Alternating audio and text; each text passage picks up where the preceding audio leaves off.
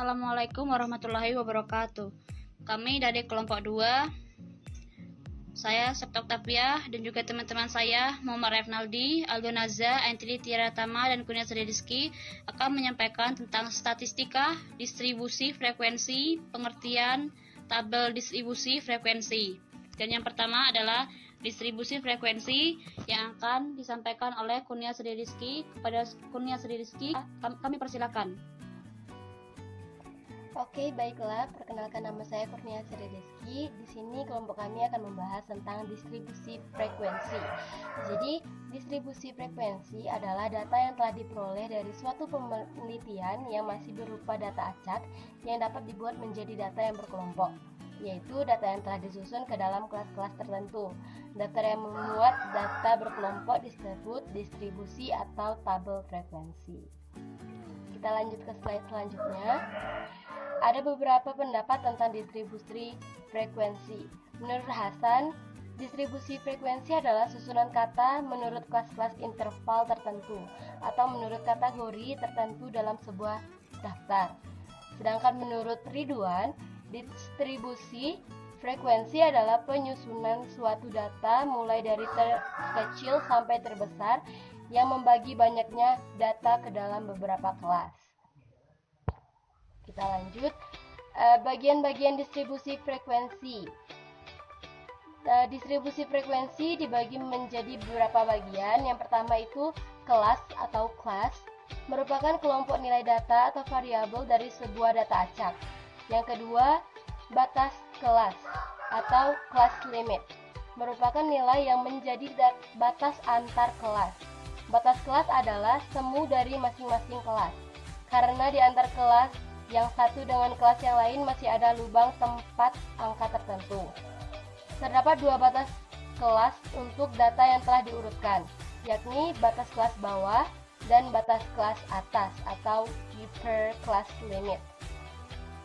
Yang ketiga, tepi kelas atau batas nyata, kelas yang tidak mempunyai lubang atau untuk angka tertentu antara kelas satu dengan kelas yang lain.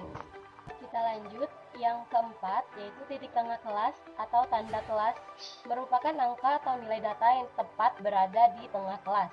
Titik tengah kelas merupakan nilai yang menjadi wakil kelasnya dalam data. Untuk menetapkan titik tengah kelas bisa dicari dengan rumus titik tengah kelas sama dengan setengah atau batas atas kelas plus batas atas bawah kelas. Yang kelima, interval kelas, merupakan selang yang menjadi pemisah kelas yang satu dengan kelas yang lain. Yang keenam, panjang interval kelas atau luas kelas, merupakan jarak antara tepi atas kelas dengan tepi bawah kelas. Yang ketujuh, frekuensi kelas, merupakan banyaknya data yang termasuk ke dalam kelas tertentu dari data acak. Selanjutnya, tabel distribusi frekuensi. Pengertian tabel distribusi frekuensi. Tabel distribusi frekuensi merupakan alat penyajian data statistika yang berbentuk kolom dan lajur atau baris, yang di dalamnya termuat angka-angka yang dapat melukiskan atau menggambarkan pancaran atau pembagian frekuensi dari variabel yang sedang menjadi objek penelitian. Sebelum menggunakan tabel, ada 3 tahapan yang perlu digunakan pada data, yaitu penyusunan, penyederhanaan, dan pengelompokan. Tabel distribusi frekuensi adalah suatu daftar atau tabel yang membagi data dalam beberapa kelas. Tabel distribusi frekuensi terdiri dari 2 macam, yaitu distribusi frekuensi kategorikal dan distribusi frekuensi nomologikal. Yang pertama, untuk distribusi frekuensi kategorikal adalah distribusi frekuensi yang pembagian kelas-kelasnya berdasarkan atas macam-macam data atau golongan data yang dilakukan secara kualitatif. Contohnya, hasil penjualan toko dari Tribakti tahun 2005. Macam barang dagangan dan jumlahnya per ton. Kacang tanah ada 20 ton, kedelai ada 15 ton, jagung ada 35 ton, dan beras 60 ton. Jumlah total penjualannya 130 ton. Yang kedua, distribusi frekuensi nomologikal adalah distribusi frekuensi yang pembagian kelas-kelasnya dinyatakan dalam angka. Teknik distribusi frekuensi nomologikal. Langkah-langkah pembuatan distribusi frekuensi nomologikal ada sebagai berikut. Yang pertama, urutan data dari yang terkecil sampai yang terbesar. Yang kedua, hitung jarak atau rentangan atau biasa disebut R.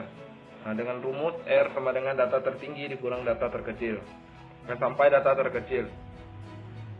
Yang ketiga, hitung jumlah kelas K atau disebut dengan K. Dengan rumusnya K sama dengan 1 ditambah 3,3 log N.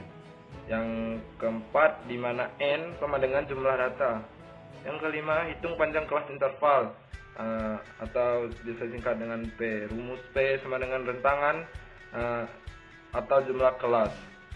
Yang terakhir, tentukan batas data terendah. Dilanjutkan dengan menghitung kelas interval dengan cara menjumlah tepi bawah kelas ditambah dengan panjang kelas dan hasilnya dikurangi 1 sampai pada data terakhir. Buatlah tabel sementara atau tabulasi dengan cara menghitung satu demi satu sesuai dengan urutan interval kelas. Seperti contoh berikut ini. Data usia karyawan PT Angin Ribut Ambulu. Umur karyawan dan jumlah karyawannya per orang. 20 sampai dengan 24,9 ada 15 orang, 25 sampai 29,9 ada 16 orang, 30 sampai 34,9 ada 4 orang, 35 sampai 39,9 ada 5 orang. Dengan jumlahnya sama dengan ada 40 orang. Next, macam-macam tabel distribusi frekuensi. Dalam dunia statistik, kita mengenal berbagai macam tabel distribusi frekuensi. Dalam makalah ini akan dikemukakan 4 macam tabel distribusi frekuensi, yaitu tabel distribusi frekuensi data tunggal, tabel distribusi frekuensi data kelompokan, tabel distribusi frekuensi kumulatif, dan tabel presentasi. Baiklah, yang pertama, tabel distribusi frekuensi data tunggal. Tabel distribusi data tunggal adalah salah satu jenis tabel statistik yang di dalamnya disajikan frekuensi dari data angka-angka yang ada itu tidak dikelompok-kelompokkan atau ungrouped data. Contoh, tabel distribusi frekuensi nilai ulangan akhir semester dalam bidang studi matematika dari 40 orang siswa kelas 10-1 SMA Tunas Cendekia.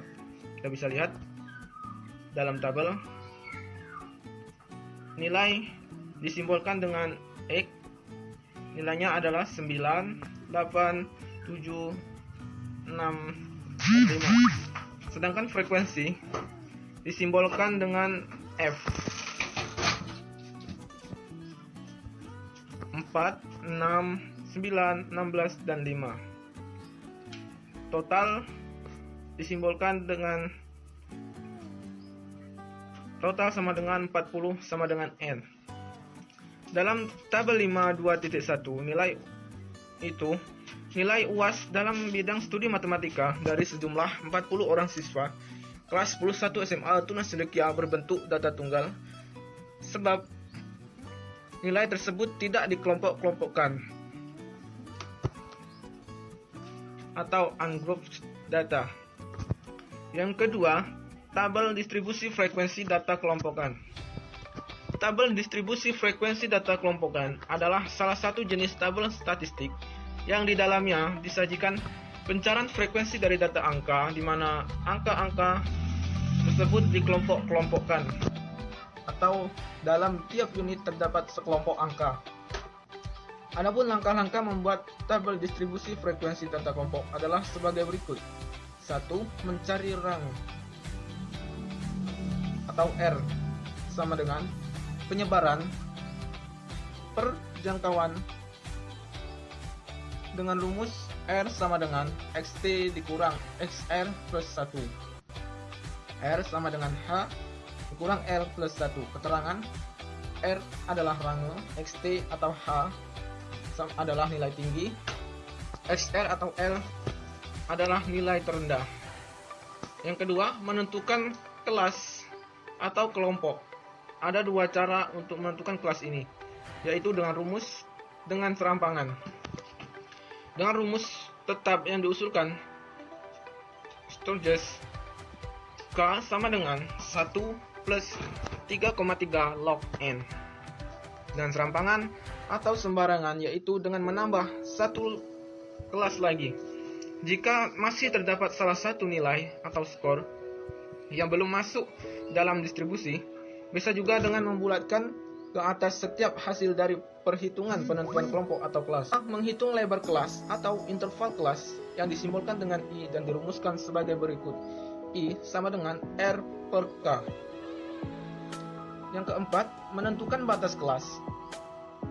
Batas bawah nyata dan batas atas nyata dengan rumus berikut. 1. Batas bawah sama dengan ujung bawah dikurangi 0,5. Yang kedua, batas atas sama dengan ujung atas plus 0,5.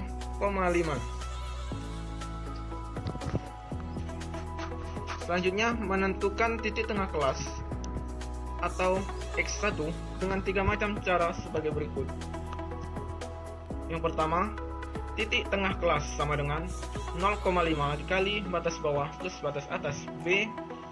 Titik tengah kelas sama dengan 0,5 dikali ujung bawah relatif plus ujung atas relatif.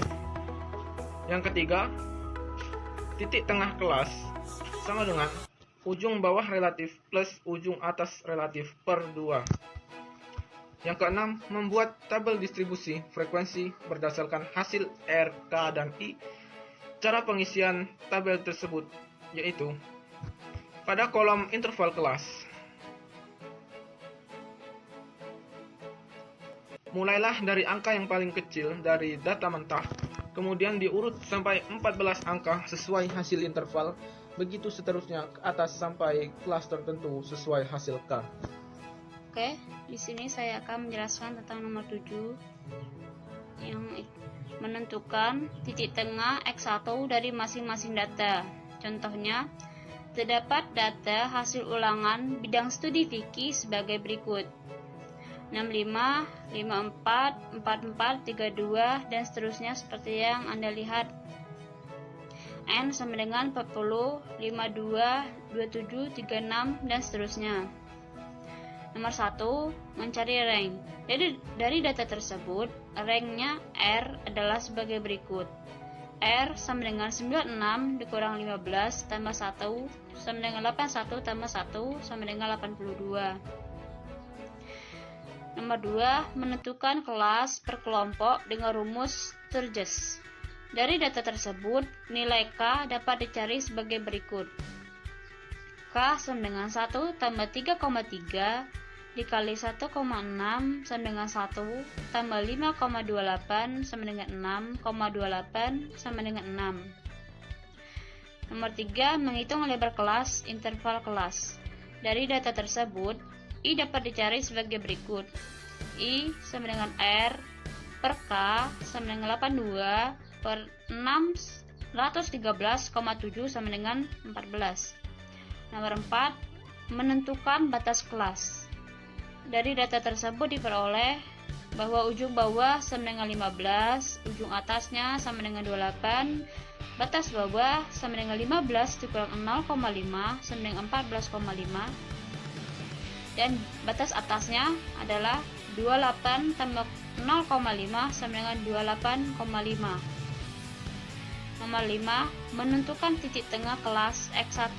Dari data tersebut diperoleh X sama dengan 0,5 batas bawah tambah batas atas sama dengan 0,5 dalam kurung 14,5 tambah 28,5 tutup kurung sama dengan 0,5 dikali 43 sama dengan 21,5. Membuat tabel distribusi frekuensi berdasarkan hasil R, K, dan I. Dari data tersebut, tabel distribusi frekuensi yang terbentuk sebagai berikut, seperti yang Anda lihat. Interval kelas per kelompok 85 sampai 98, 71 sampai 84, 57 sampai 70, dan seterusnya. N sama dengan 40.